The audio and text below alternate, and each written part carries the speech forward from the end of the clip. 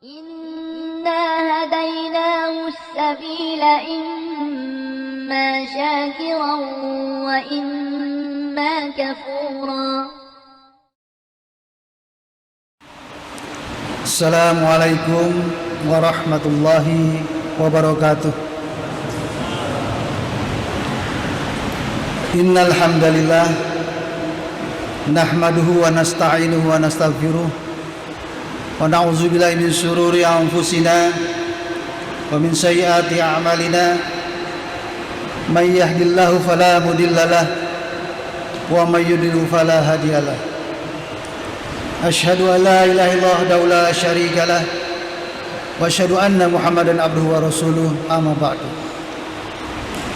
Pertama-tama dan yang utama, mari kita selalu mengucapkan alhamdulillahirabbil alamin atas segala nikmat yang Allah berikan kepada kita semua. Nikmat iman, nikmat Islam, kesehatan, keselamatan, sehingga kita masih diizinkan oleh Allah SWT untuk melakukan ibadah sholat isya, sholat tarawih dan witir bersama di Masjid Mujahidin ini. Sholawat dan salam mari kita sampaikan kepada junjungan kita Nabi besar Muhammad sallallahu alaihi wasallam, kepada para sahabatnya, kepada keluarganya, kepada para pengikutnya termasuk kita semua sampai akhir zaman. Bapak Ibu hadirin jamaah yang dirahmati Allah Subhanahu wa taala. Pertama-tama saya ingin menyampaikan permohonan maaf Bapak Kapolda Kalimantan Barat karena beliau ada kegiatan lain sehingga menunjuk saya untuk hadir di tempat ini dalam rangka memberikan kultum.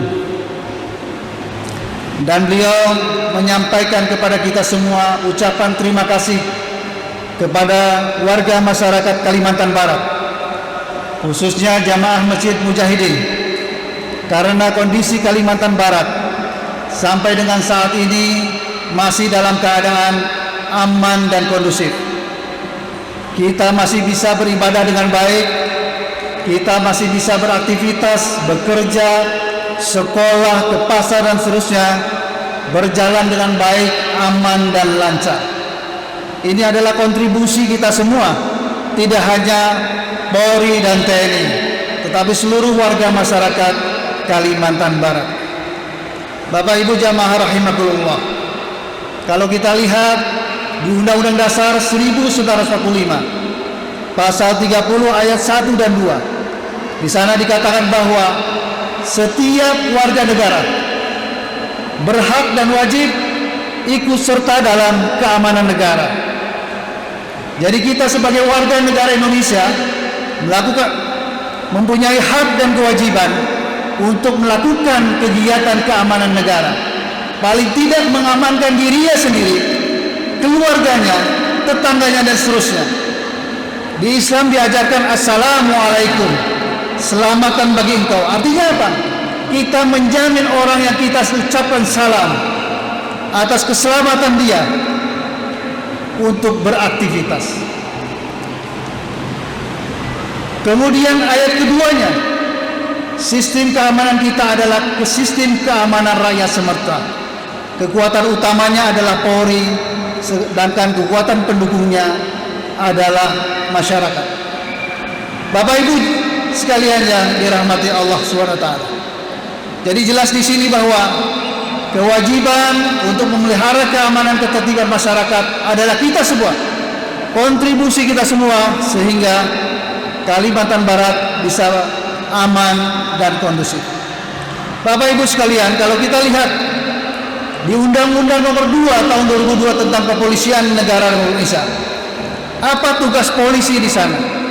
Di pasal 13 dikatakan bahwa anggota Kepolisian Negara Republik Indonesia bertugas sebagai, yang pertama adalah memelihara keamanan ketertiban masyarakat, yang kedua adalah menegakkan hukum, yang ketiga adalah memberikan perlindungan, pengayoman dan pelayanan kepada masyarakat. Kalau kita lihat yang pertama, memelihara keamanan dan ketertiban masyarakat, ini adalah tugasnya Polri.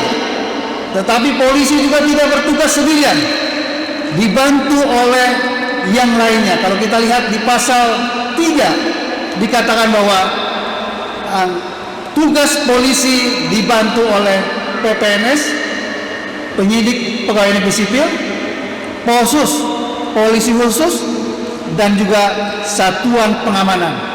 Nah, ada satpam di sini. Rupanya dia mengawal saya katanya. Karena ada kejadian kemarin. Polisi dikawal satpam, ada apa? Jadi tugas Polri, tugas satpam, tugas Polsus adalah yang pertama Harkamtibmas, memelihara keamanan ketertiban masyarakat. Di Mujahidin dengan kehadiran satpam berarti dia memelihara keamanan ketertiban di Mujahidin agar aktivitas sholat, aktivitas ibadah kita berjalan dengan lancar. Kalau kita lihat tugas Harkamtibmas itu diemban oleh dua fungsi kalau di kepolisian. Yang pertama adalah fungsi Binmas, nah, yang lambangnya seperti ini, Binmas, pembinaan masyarakat. Tapi ada digelintirkan oleh sebagian orang, katanya pembinaan masuk surga. Karena orang Binmas tidak pernah mengajak kepada keburukan. Orang Binmas selalu mengajak kepada kebaikan dan mencegah kepada keburukan. Tadi dibacakan oleh imam itu. Wal takum minkum ummatu yad'una ilal khairi wa ya'muruna bil ma'rufi wa yanhauna 'anil munkar wa ulaika humul muflihun. Ya, nanti terjemahannya cari sendiri. Bapak Ibu sekalian, tugas Harkamtibmas yang pertama Binmas adalah tugas preemptif, mencegah niat untuk berbuat jahat. Dengan kehadiran saya di sini, saya mengajak, mari kita bertakwa kepada Allah SWT, mari kita beriman kepada Allah SWT, sehingga kita tidak melakukan hal-hal yang melanggar aturan, melanggar hukum, sehingga hati kita bersih untuk tidak melakukan melanggar aturan dan melanggar hukum. Itu tugasnya Binmas kalau di kepolisian. Yang kedua, untuk memelihara keamanan ketertiban masyarakat adalah kegiatan preventif. Kalau tadi preemptif, yang berikutnya adalah preventif, mencegah kesempatan. Kalau di suatu tempat ada satpamnya, ada polisinya, kira-kira yang curi mobil, curi motor, berani nggak dia? Nggak berani karena kesempatannya tidak ada. Makanya perlu kehadiran petugas-petugas tadi di tempat-tempat yang kira-kira rawan. Itulah namanya preventif, mencegah kesempatan. Yang berikutnya tugas Polri adalah menegakkan hukum. Bapak Ibu sekalian, saya yakin Bapak Ibu sekalian yang ada di sini semua patuh hukum, semua taat hukum, sehingga tidak ada di antara kita yang dipanggil ke Polda berurusan dengan hukum. Boleh nggak ke Polda? Boleh nggak ke Polres? Boleh. Tapi urusannya ngurus STNK, SIM, SCCK boleh. Tapi jangan sampai menjadi tersangka. Kalau jadi tersangka ya susah nanti. Bapak Ibu sekalian, yang berikutnya adalah memelihara keamanan ketertiban masyarakat, menegakkan hukum. Yang berikutnya adalah memberikan perlindungan, pengayoman dan pelayanan kepada masyarakat. Itulah tugas Polri. Nah, sekarang di bulan suci Ramadan banyak sekali kegiatan-kegiatan masyarakat yang meningkat. Apa kira-kira yang terjadi di masyarakat kita? Kalau kita lihat di data kita, setiap hari kendaraan roda 2 atau curano roda 2 sebanyak 3 unit hilang di Kalimantan Barat. Untuk itu Bapak Ibu sekalian, hati-hati memarkirkan kendaraannya. Jangan memarkirkan kendaraannya tidak ada tukang parkirnya, tidak dijaga. Di rumah main geletakan gitu aja, apalagi kuncinya masih ada di stangnya. Ini adalah memberikan kesempatan kepada para penjahat untuk melakukan kegiatan pencurian. Kalau kita lihat tadi, setiap hari 3 unit sepeda motor hilang di Kalimantan Barat. Untuk itu perlu kewaspadaan kita.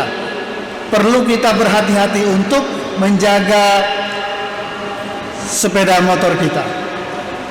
Yang berikutnya yang menjadi perhatian Polda Kalimantan Barat adalah jumlah kecelakaan berlalu lintas di Kalimantan Barat cukup tinggi, di mana kejadian kecelakaan lalu lintas memakan korban 3 orang per 2 hari. 3 orang per 2 hari. Kalau 30 hari berapa berarti?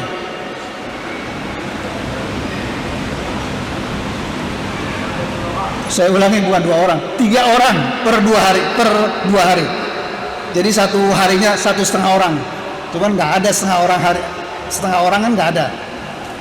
Jadi dalam 1 bulan 45 orang meninggal sia-sia di jalanan. Dalam 1 tahun kurang lebih 600 orang meninggal dunia di jalanan Kalimantan Barat. Tidak hanya rugi korban meninggal dunia, rugi yang lainnya, luka berat, luka ringan, rusaknya kendaraan dan seterusnya, sehingga rugi material juga cukup banyak. Untuk itu kami mengajak semua kepada seluruh komponen masyarakat Kalimantan Barat, khususnya Jamaah Mujahidin Pontianak ini, untuk selalu ikut aturan lalu lintas, ikut selalu mengecek kendaraannya. Jangan sampai kita menjadi korban kecelakaan berlalu lintas di Kalimantan Barat. Bapak Ibu sekalian yang berbahagia, yang berikutnya yang perlu saya sampaikan adalah kejadian karhutla di Kalimantan Barat. Kebakaran hutan di Kalimantan Barat ini adalah juga merupakan perhatian Polda Kalimantan Barat, karena memang setiap tahunnya kecuali 3 tahun terakhir itu musim hujannya cukup banyak, badai El Nino yang datang. Kalau musim kemarau namanya badai El Nino, kalau musim hujan yang banyak namanya badai El Nino. Tapi beberapa tahun sebelumnya kita pernah merasakan kegiatan aktivitas masyarakat terhenti, sekolah diliburkan, pesawat tidak bisa landing maupun take off, sehingga kita juga yang dirugikan. Untuk itu Bapak Kapolda berpesan kepada kita semua untuk tidak membakar lahan dan hutannya sehingga bisa mengganggu aktivitas masyarakat kita. Dan yang terakhir adalah tahun 2024 merupakan tahun politik, dan sekarang sudah terjadi riak-riaknya terutama di media sosial.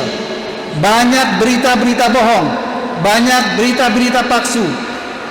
Jangan sampai kita ikut serta di dalamnya, apalagi membuat berita bohong dan menyebarluaskannya. Ini akan berhadapan dengan hukum, yaitu Undang-Undang Nomor 11 Tahun 2008. Sehingga saya berpesan kepada kita semua untuk tidak menyebarkan berita bohong atau hoax, apalagi kita membuat konten yang bohong kemudian kita sebarkan kepada yang lainnya, karena nanti akan berhadapan dengan hukum. Untuk itu Bapak Ibu sekalian, mudah-mudahan di bulan suci Ramadan ini kita bisa meningkatkan ketakwaan keimanan kepada Allah SWT, dan keamanan ketertiban di Kalimantan Barat makin kondusif. Wallahu muwaffiq ila aqwamit thoriq. Assalamualaikum warahmatullahi wabarakatuh. فبأي آلاء ربكما تكذبان